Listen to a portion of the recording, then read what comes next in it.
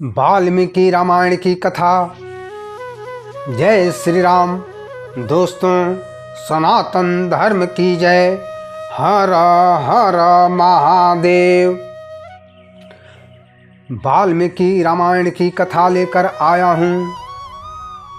अगस्त ऋषि राजा राम को रावण के दिग्विजय की कथा सुना रहे हैं। अगस्त ऋषि कहते हैं, राजा राम रावण खर को राक्षसों की भयंकर सेना देकर दंडकारण्य का प्रभारी बनाकर भेजा। साथ ही अपनी बहन सुपर्णखा को धीरज बंधाकर वह बहुत प्रसन्नचित हो गया। जय श्री राम। धर्म प्रेमी बंधुओं, मैं पंडित गोपाल जी तिवारी सत्य सनातन ज्ञान संगम चैनल पर राजा राम को प्रणाम करते हुए अपने चैनल पर सभी धर्म प्रेमी बंधुओं का स्वागत करता हूँ। चैनल पर वेद पुराण की कथाओं का संग्रह हर दिन आता है। चैनल का उद्देश्य हर सनातनी को सनातन धर्म का अधिक से अधिक जानकारी देना है।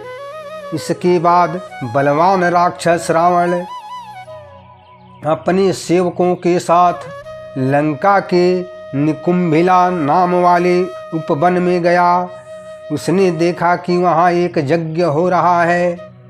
रावण यज्ञ मंडप के करीब पहुँचा तो देखा मेघनाद काला मृगचर्म पहने हुए, हाथ में कमंडल, शिखा और ध्वजा धारण किए बड़ा भयंकर दिख रहा था।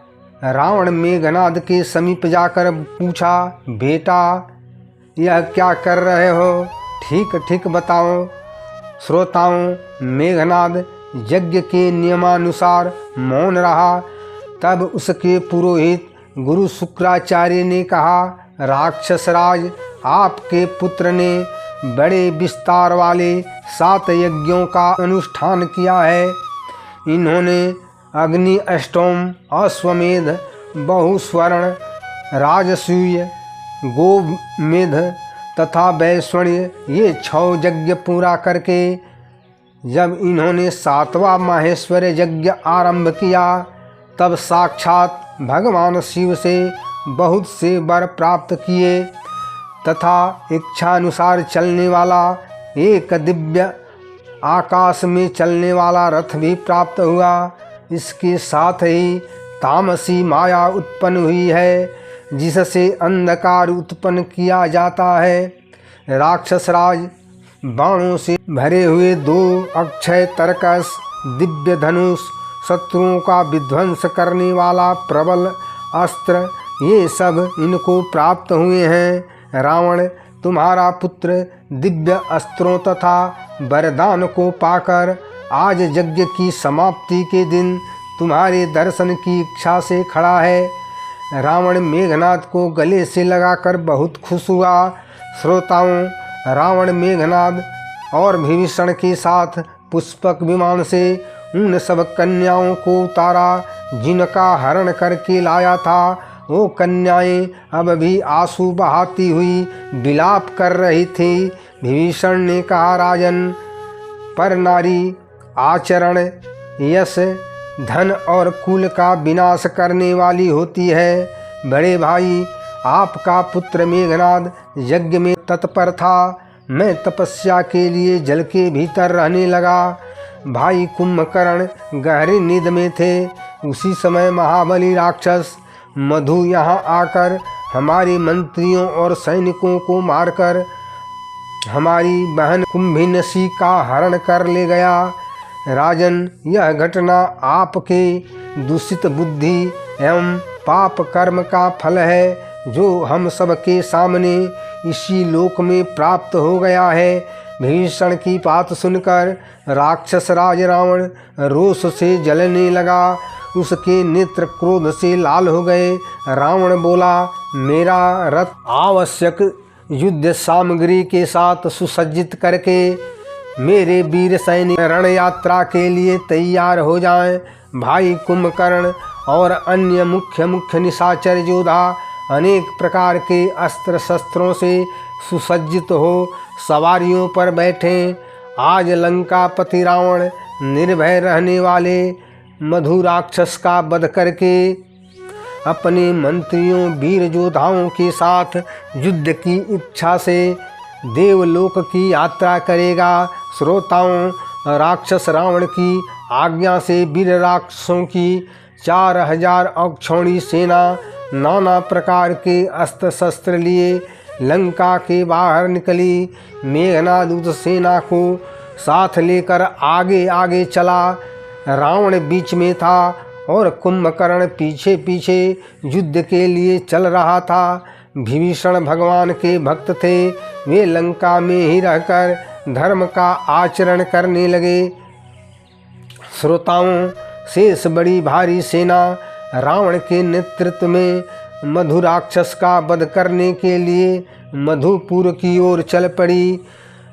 रावण को देवलोक पर आक्रमण के लिए जाते देखकर असंख्य दैत्य भी उसके पीछे पीछे चल पड़े, जिनका देवताओं के साथ बैर भाव हो गया था।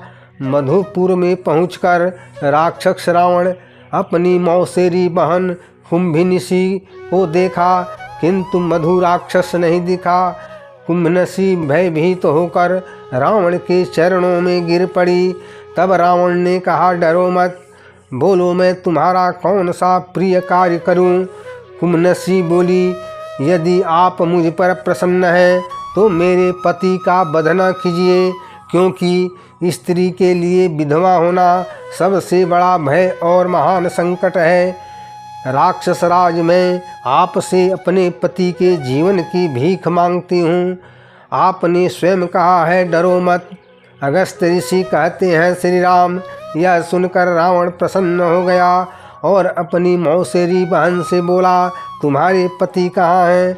मैं उसे साथ लेकर देवलोक पर विजय के लिए जाऊंगा। तुम्हारे कारण मैंने मधु के वध का विचार छोड़ दिया है। कुंभिनसी खुश होकर बोली, धन्यवाद भैया, और अपने पति के पास गई और बोली, वीर, ये मेरे भाई राक्षस राज रावण पधारे हैं और देवलोक पर विजय की इच्छा से वहां जा रहे हैं। अतः आप अपने बंधु बांधवों के साथ इनकी सहायता के लिए जाइए। अपनी पत्नी की बात सुनकर राक्षस मधु तथास्तु कहकर सहायता देने के लिए साथ जाने को तैयार हो गया। फिर वह विनीत भाव से राक्षस राज रावण से मिला और धर्म के अनुसार उसका स्वागत किया। श्रोताओं, राक्षस मधु के भवन में आदर सत्कार पाकर पराक्रमी रावण रात वहीं बिताया। फिर सवेरे उठकर देवलोक पर आक्रमण के लिए तैयार हो गया। मधुपुर से यात्रा करके राक्षस रावण सायंकाल तक कुबेर के निवास स्थान कैलाश पर्वत पर जा पहुंचा। वहां रावण अपनी सेना का पड़ाव डाल दिया। जय श्री राम, सनातन धर्म की जय। श्रोताओं, वाल्मीकि रामायण की कथा, जिसमें मेघनाद 7 यज्ञों का अनुष्ठान करके दिव्य अस्त्र शस्त्र, अद्भुत रथ तथा अनेकों प्रकार की मायावी विद्या को प्राप्त करने की कथा का आनंद लेते हुए लाइक करें, शेयर करें, कमेंट करें और सब्सक्राइब जरूर करें। जय श्री राम, सनातन धर्म की जय। हर हर महादेव।